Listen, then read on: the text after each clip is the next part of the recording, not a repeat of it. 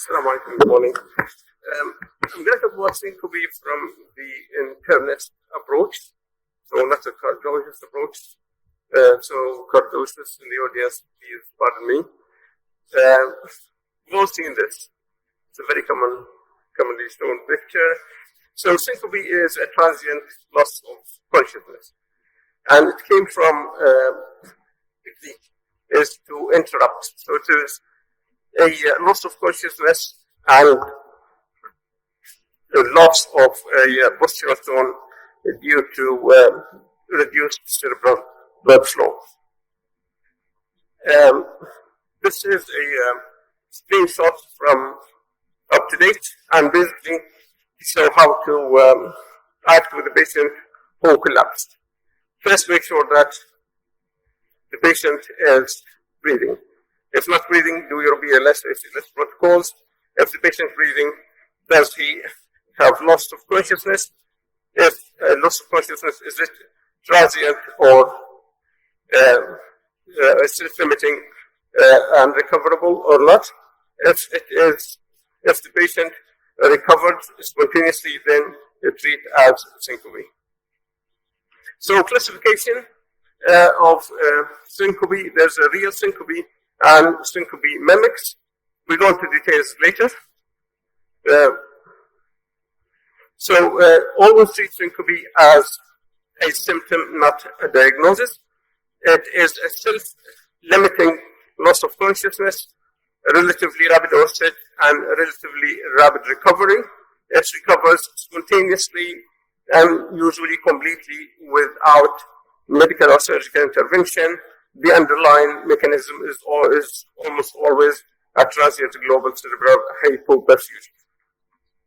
Syncope mimics things like intoxication, alcohol, seizures, sleep disorders, somatizations, psychogenic like syncopes, trauma, hypoglycemia, and hyperventilation. True causes from left to right, from more common to less common. So it is the neurally mediated things like vasovagal, carotid sinus, sensitivity, situational or reflex syncope, then off-the-set hypertension, whether it is drug-induced, autonomic nervous system failure, secondary or primary, then cardiac arrhythmias, then structural cardiopulmonary diseases. Although the structural cardiopulmonary diseases are the least common, but they are the most dangerous. So what impact on syncope make? 40% of adults will experience syncope at some point in their life. It is around between 1 and 6% of hospital admissions, 1% of all emergency attendance, 10% of falls of the elderly are due to syncope, and there's a major morbidity of around 6%, things like fracture and road traffic accidents, and minor injury in 29% of patients. The rate of the incidence rate of syncope increases with age, and surprisingly slightly more in women than in men.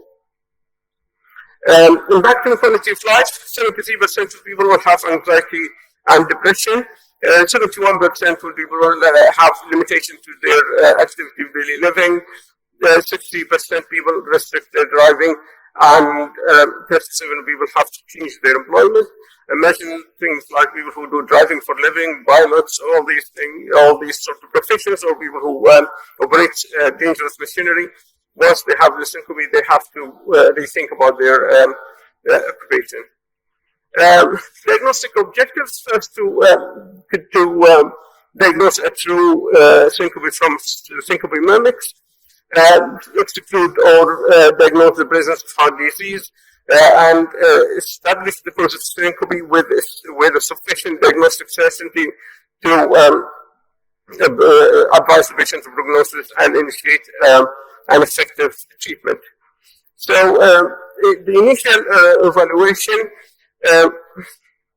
is the take history, physical examination, and ECG is the class 1 recommendation.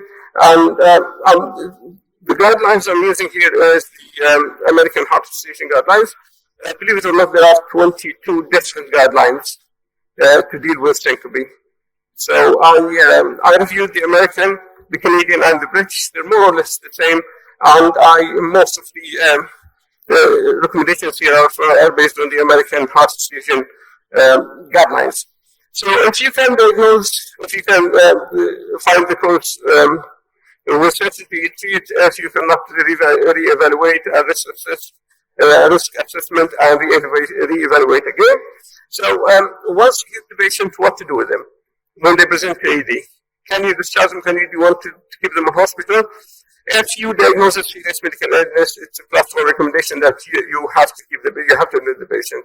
If there is no serious medical condition, in most of the cases you can actually discharge them and treat them as an outpatient, or observe them for a few hours in the emergency department if you have the facility to do so, and then discharge them. If there is a suspected cardiac cause, it's a class 2B recommendation. You can treat them as an outpatient, but maybe you shouldn't. This is the recommendation. So the diagnostic plan is essential.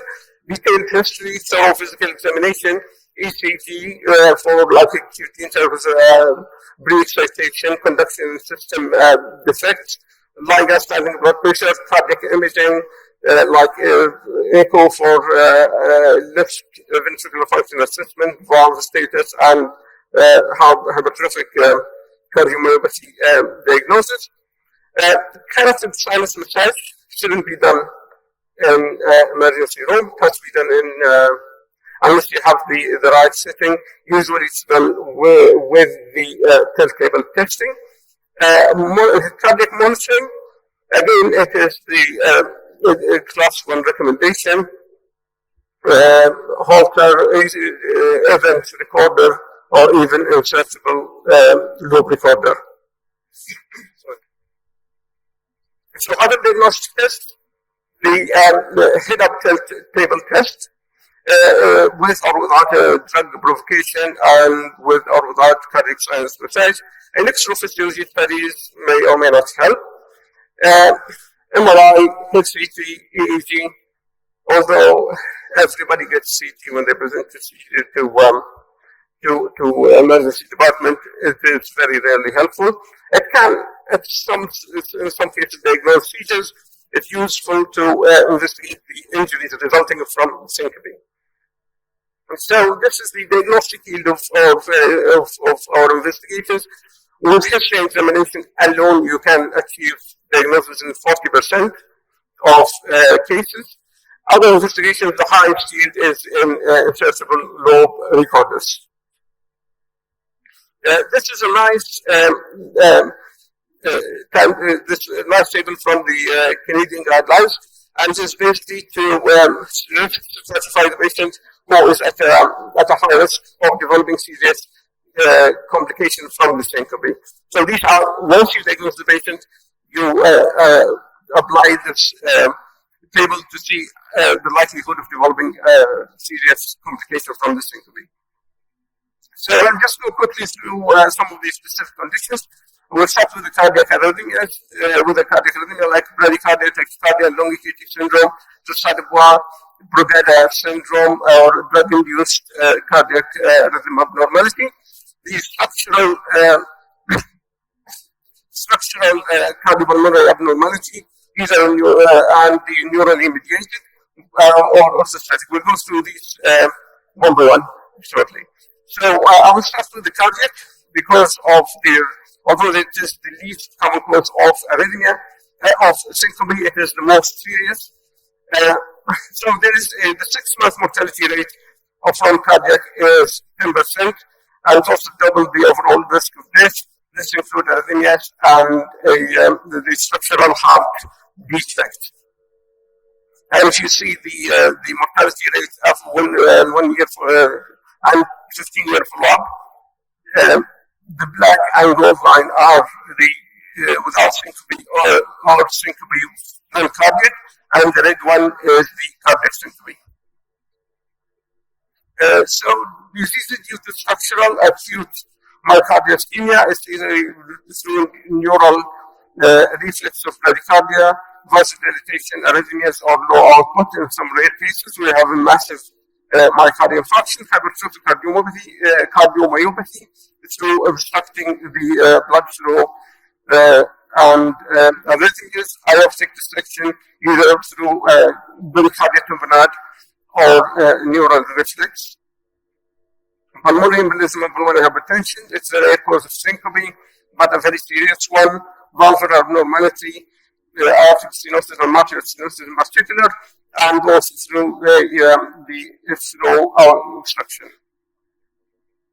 Syncope due to arrhythmia, which include sinus arrest, high-grade complete heart block, tachycardias include atrial fibrillation, paroxysmal VT or VT, low GT interval, which can make the patient at risk of developing polymorphic VT. Treatment of syncope, the class 1 indication for pacing, and usually dual chamber. Ventricular pacing can be considered atrial fibrillation with slow ventricular response. In epileptic arrhythmias, ablation might work, also in ventricular tachyarrhythmias. However, ICD is also indicated. Drug therapy might be an alternative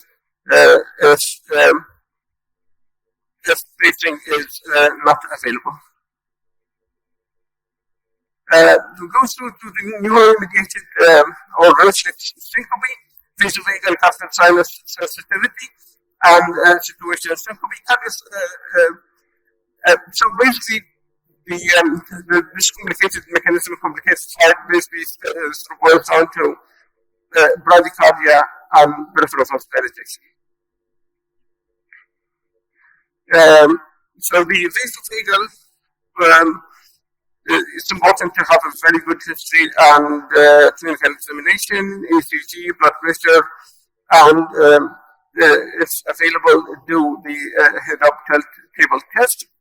And the protocol basically asks the patient to fast for at least 2 hours, connect the patient to a ECG and continuous beat-to-beat blood pressure monitoring, and not through the cuff, usually through the finger, in order not to cause sympathetic stimulation for the patient. And you can use drug provocation.